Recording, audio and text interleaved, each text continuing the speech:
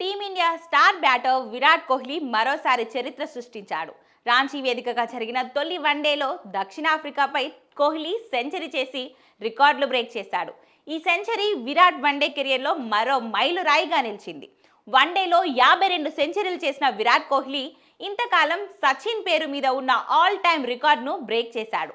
ఒకే ఫార్మాట్లో అత్యధిక సెంచరీలు చేసిన రికార్డ్ ఇప్పటి వరకు సచిన్ పేరు మీద ఉంది.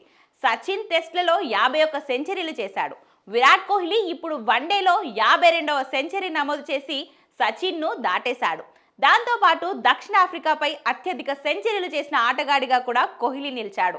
గతంలో సచిన్, డేవిడ్ వార్నర్ 5 సెంచరీలు చేయగా కోహ్లీ 6వ సెంచరీతో రికార్డు నెలకొల్పాడు. సచిన్ టెండూల్కర్ టెస్టులలో 51, వన్డేలలో 49 సెంచరీలతో మొత్తం కలిపి అంతర్జాతీయ క్రికెట్లో 100 సెంచరీలు చేసిన ఏకైక క్రికెటర్గా నిలిచాడు. ఇప్పటి వరకు ఈ రికార్డుకు దరిదాపుల్లో కూడా వచ్చిన ఆటగాడు లేడు. కానీ కోహ్లీ 83 సెంచరీలతో సచిన్ తర్వాత స్థానంలో నిలిచాడు.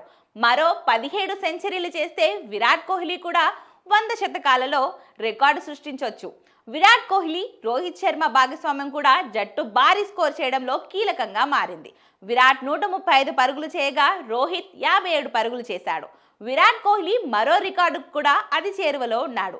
అంతర్జాతీయ క్రికెట్లో 28,000 పరుగులు చేసిన ఆటగాళ్ల జాబితాలో సచిన్, కుమార సంగక్కర మాత్రమే ఉన్నారు. సౌత్ ఆఫ్రికాతో సిరీస్కు ముందు 28,000 పరుగుల క్లబ్లో చేరాలంటే కోహ్లీకి 337 రన్స్ కావాల్సి వచ్చింది. తొలి వన్డేలోనే 135 పరుగులు చేయగా మరో 202 పరుగులు చేస్తే ఎలైట్ క్లబ్లో చేరే అవకాశం దొరుకుతుంది. మరి ఈ సిరీస్లోనే 28,000 పరుగులు పూర్తి చేస్తాడా లేక మరో సిరీస్ కోసం ఎదురు చూడాల్సి వస్తుందా అనేది వేచి చూడాల్సిందే.